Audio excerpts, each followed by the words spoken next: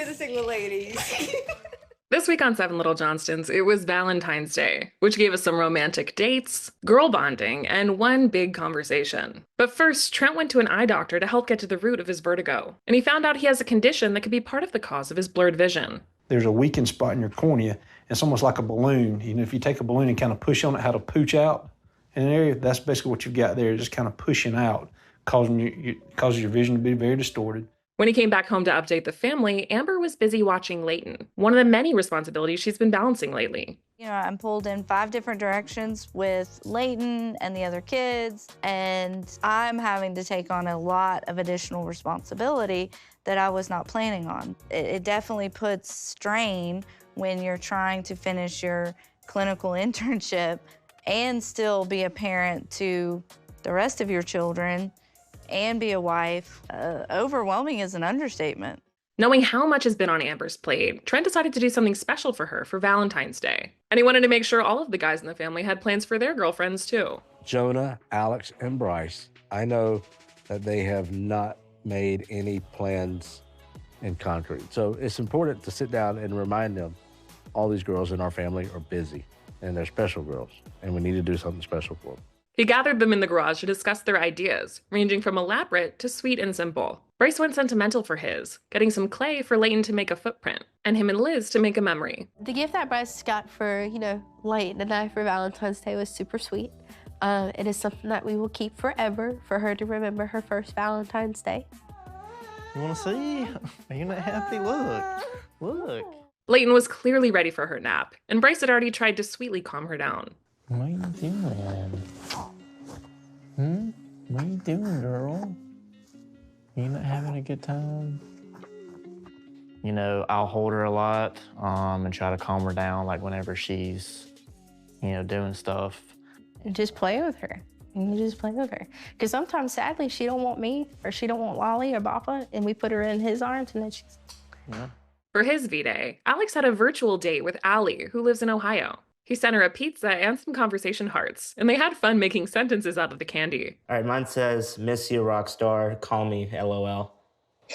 Mine says, only you, hug me, laugh, kiss me, BFF.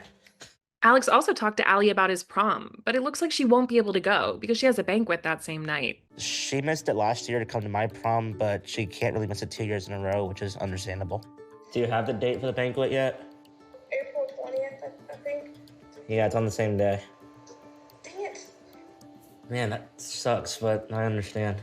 She had prior commitments. I wasn't upset at her per se. I was just upset on the fact that she couldn't come. For his Valentine's Day date, Trent surprised Amber by giving her a taste of Paris. What is this? What are you doing?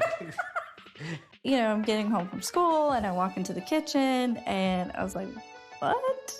Did you see this first, or did you see the I saw all of it. And I was like, what in the world? And seeing him dressed like this. They enjoyed croissants and pate, and Trent was, of course, cracking his signature spicy jokes. That's too big. You've never said that before. Take a bite. Eat all that. Oh.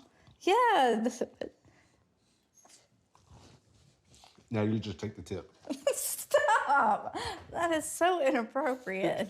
Amid all the Valentine's Day dates, Anna, Emma, and Ella had a Galentine's get-together and celebrated their single lives. We don't need the boys. They are just too drama most of the time, so we need each other.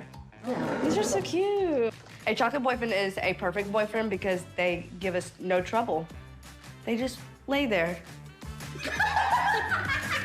They also had a heart-shaped piñata and just wailed on it. So I got a piñata to let out aggression of all of the men that have made us mad. Go. Yes, hit, spank it.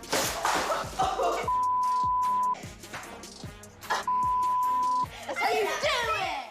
Emma had a reason to give the piñata some extra fire. I was talking to this guy, and we were just pretty much texting a lot, that's it, and I just wanted to meet up in person. And then he kept, canceling it, just leading me on. So we were doing the piñata, and I just hit it really hard and let my anger out because of what he said. They also did each other's makeup, which of course got a little wild. On my forehead, it stands for forget boys, get money. We can get our own money. Yeah. Single hoe. I'm a single hose. Meanwhile, Jonah's girlfriend Ashley was able to come to town for Valentine's Day. They hit up a local brewery, exchanged gifts, and talked about life lately. How do you feel about, you know, having a full house again and with the baby and with Bryce living with y'all now? It's been a change, to say the least. I mean, Leighton's a baby, so obviously, you know, the whole house has been flipped upside down according to her schedule. Yeah. Also, they were unexpected parents. Yeah. They're learning as they go. Jonah shared that he and Ashley have talked about becoming parents down the line. I think whether or not we decide to adopt or have one of our own biologically, it's something that we want. And, you know, carry the Johnston name is something that, you know, I want to do. Later on in her visit, Jonah and Ashley had brunch with Trent and Amber, something that hasn't always gone smooth. The last time my parents and I and Ashley all had a sit down, it was them advising us to give it a break. I'm not going to sit here and say I don't want y'all to be in a relationship if it ain't going to be healthy. But there were times when Jonah didn't have to work a weekend. We've told Jonah, go up and visit Ashley. You haven't seen her in 2 months. And I would tell him, dude, I would have burned up the road to go up to North Carolina to see your mom. I understand that my parents today are trying to help, but there comes a point where it becomes annoying and invasive. They asked about their future plans. After Ashley finishes school in her first year of teaching, she wants to move here and live with Jonah. And it seems like he'll be living with the family until then, rather than moving out. Being that I lived with a roommate for close to a year, him and I had the same headspace, and it was ultimately the wrong headspace. We took full advantage of freedom, and it got the best of us. From how I grew up to now, I've maintained that fear of not being alone, but the fear of ultimately wanting to have either a companion, whether it be a best friend or just somebody I trust deeply. That ultimately is where I thrive in doing good and having that companion to live with. Trent explained that he doesn't think it's best for Jonah to live on his own. I'm really against Jonah living by himself. And the reason why is because he's been on such a good track record and he's done well. I mean, he almost got Salesman of the Month last year. You don't bring up you almost got. Your boss didn't write notes on that paper for no reason. He wrote notes on that paper because he knows you can do it. Yeah, it's on everybody. So, but we're only worried about Jonah's.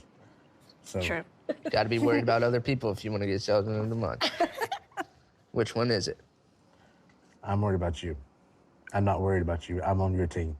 Trent and Amber left the brunch feeling like Jonah and Ashley had a plan and were headed in the right direction. I do think there's longevity in the relationship. They are committed to each other, and it sounds like they have a plan.